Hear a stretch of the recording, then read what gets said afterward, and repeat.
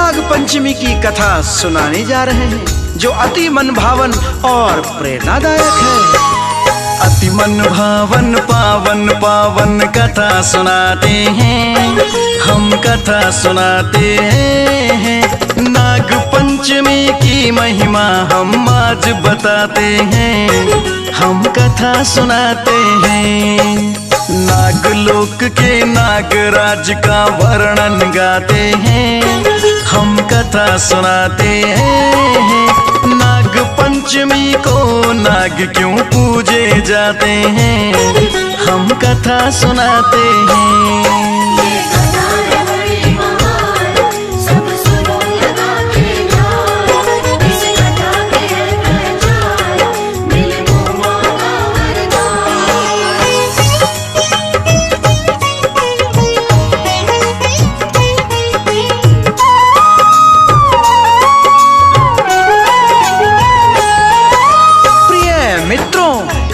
नगर में एक सेठ के 7 पुत्र थे और 7 जवान थे, और उनकी 7 बहुएं भी थी जो कि रूपवान और गुणवान थी, लेकिन उनकी आपस में नहीं बनती थी और एक दूसरे को सदैव नीचा दिखाने का प्रयास करती रहती थी। फिर क्या होता है, कथा के माध्यम से जानते हैं।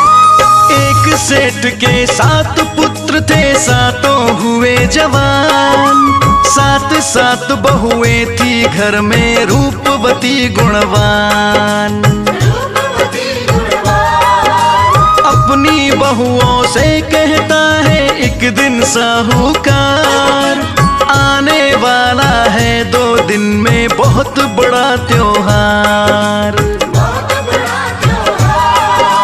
जोहड़ से मिट्टी ला करके घर लिपवाओ तुम, खुरपी और टोकरी लेकर जल्दी जाओ तुम। 7 बहुएं मिलके मिट्टी लाने जाती हैं, मिट्टी के घर को अपने लिपवाने जाती हैं। पहुंची जब जोहड़ पे क्या फिर हुआ बताते हैं, हम कथा सुनाते हैं। नाग पंचमी को नाग क्यों पूजे जाते हैं, हम कथा सुनाते हैं।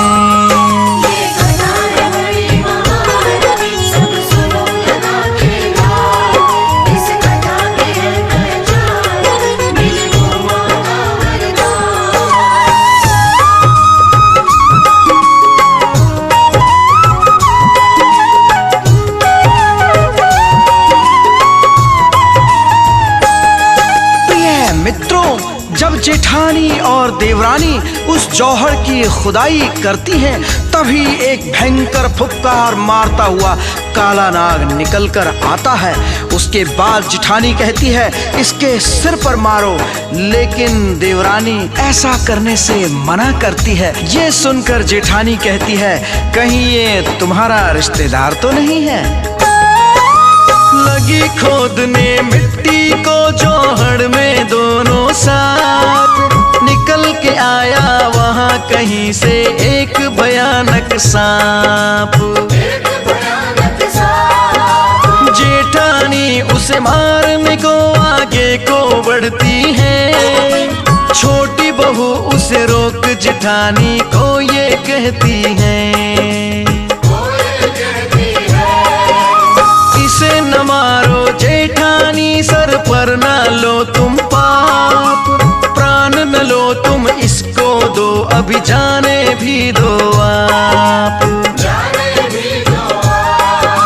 चिढ़के बोली जेठानी उससे लड़ने को तैयार, क्या लगता है नाग ये काला तेरा रिश्तेदार। बोली फिर छोटी बहू हम ये बतलाते हैं, हम कथा सुनाते हैं। नाग पंचमी को नाग क्यों पूजे जाते हैं, हम ये बतलाते हैं।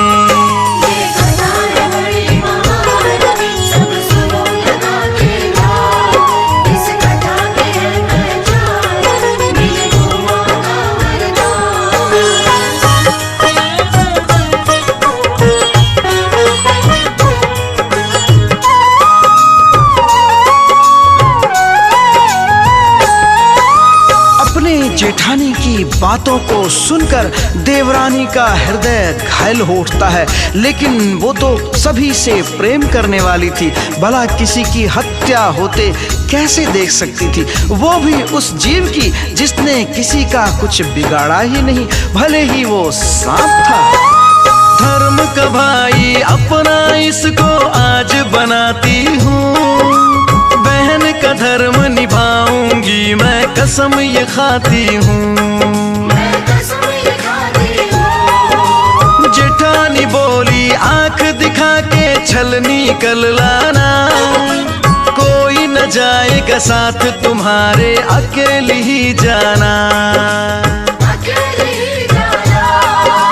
मंजली बोली जेठानी उसको जाने दो दीदी, पड़ेगी विपदा इसके सर पे याद आएगी मेरी। कल जब छलनी लेने को अकेली आएगी, यही डसेगा इसको इसकी मौत हो जाएगी। क्या होता है अगले दिन तुमको समझाते हैं, तुमको समझाते हैं। नाग पंचमी को नाग क्यों पूजे जाते हैं, हम कथा सुनाते हैं।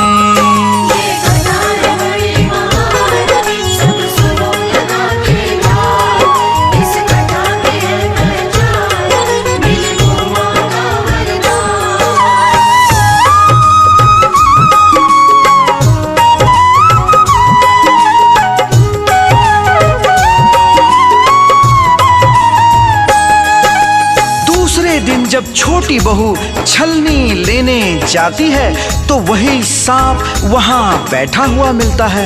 छोटी बहू को देखकर फुफकार मारता है। वो बोली, भाई साहब राम राम। राम राम सुन के सांप कहता है, मैं तो तुझे डसने ही वाला था, लेकिन तुमने तो राम राम कर ली। बहू बोली, भाई मैंने आपको धर्म का भाई मान लिया है, अब मैं आपकी धर्म की बहन हूँ, इस नाते आप मुझे डस ही नहीं सकते। और वो बहू छलनी लेकर चली जाती है। उसको जिंदा देख के बहुएं होती हैं हैरान, सांप ने इसको डसा नहीं, क्यों बच गए इसके प्राण। कैसे जिंदा बच के आ गई होता नहीं यकीन, छोटी बहू को जिंदा देख के हो गए सब गमगीन। वही नाग फिर मानव बन के आ गया उनके घर, बड़ी जेठानी से बोला वो विनय निवेदन कर। इसका भाई इसको लेने आया हूँ, इसको भेज दो साथ मेरे, मैं लेने आया हूँ। भाई बहन दोनों फिर वहाँ से घर को जाते हैं, वो घर को जाते हैं। नाग पंचमी को नाग क्यों पूजे जाते हैं, हम कथा सुनाते हैं।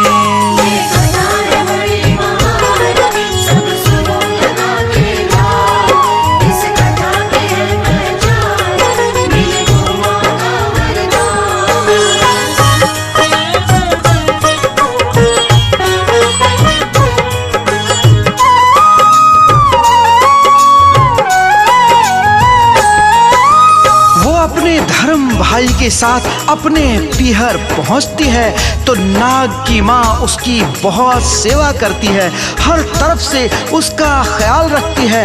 नाग भी अपने धर्म की बहन का ख्याल रखता है। इसी तरह से कुछ दिन बीत जाते हैं तो नाग अपनी माँ से कहता है, माँ काफी दिन हो गए इसको यहाँ रहते हुए, अब इसको अपने ससुराल जाना चाहिए। तब अपनी बहन को बहुत सारा धन जेवरात देकर विदा कर देते हैं। धन दौलत लेकर के पहुंची छोटी बहू ससुराल, बहुओं ने देखा गठरी में था भरा हुआ था माल। चिढ़ के बोली बड़ी जेठानी आई है महारानी, कोई लाओ खाट बिछाओ, कोई लाओ पानी। व्यंग्यवाण के छोटी बहू का दिया कलेजा चीर, छोटी बहू के आंखों से झट झट बहने लगा है नीर। जेठानी बोली छोटी बहू से अब तेरा चलेगा राज, सोने की झाड़ू भाई से अपने मंगा ले आज। क्या होता है आगे आपको ये बतलाते हैं, हम कथा सुनाते हैं। नाग पंचमी को नाग क्यों पूजे जाते हैं, हम कथा सुनाते हैं।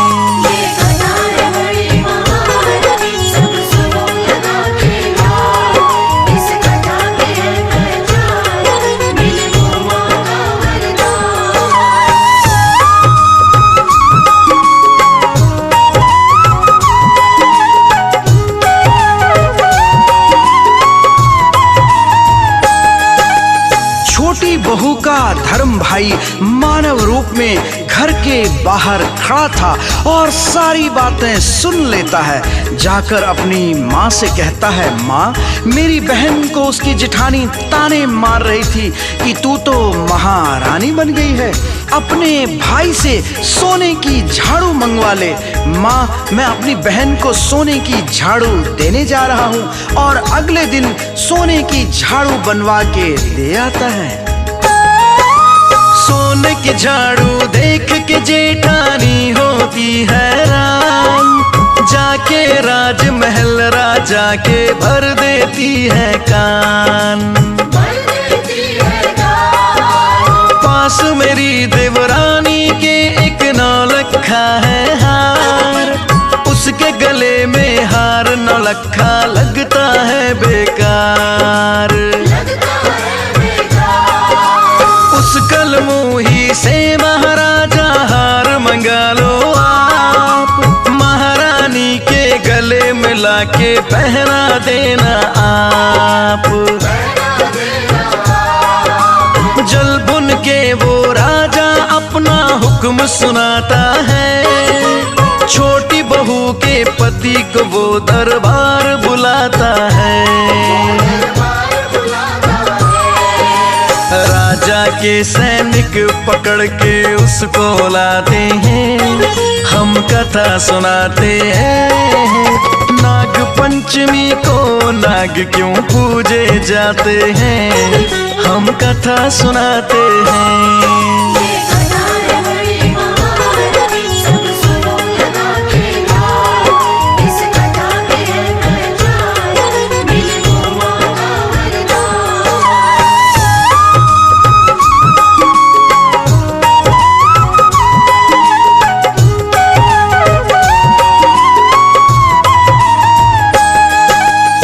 राजा उसके पति से कहता है कि तेरी पत्नी के पास जो नौलखा हार है उसे लेकर महारानी को दे दो, वरना तुझे काल कोठरी में बंद कर दिया जाएगा। वो कहता है, जैसी आपकी आज्ञा महाराज, मैं अभी अपनी पत्नी से हार लाकर आपको सौंप देता हूँ। छोटी बहन अपने पत्नी को दिया था जिस पल हार, मन ही मन में भाई से अपने उसने किया पुकार। अपने गले में महारानी जी डाले जब ये हार, बन जाता ये नाग गले में और मार फुफकार। हार गले में महारानी ने जैसे ही डाला, तुरंत गले का हार नौलखा नाग बना काला। देख गले में नाग भयंकर हो गई वो बेहोश, चीख के भागी महारानी जब आया उन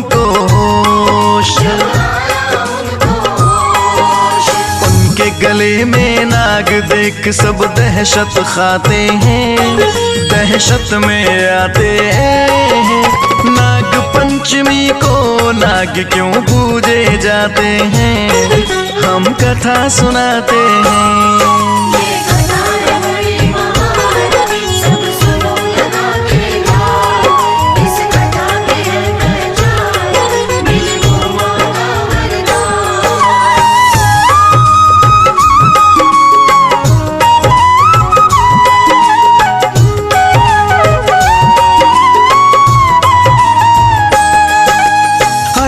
चिल्लाती है कि साहूकार के बेटे और उसकी बहू को तुरंत लेकर आओ।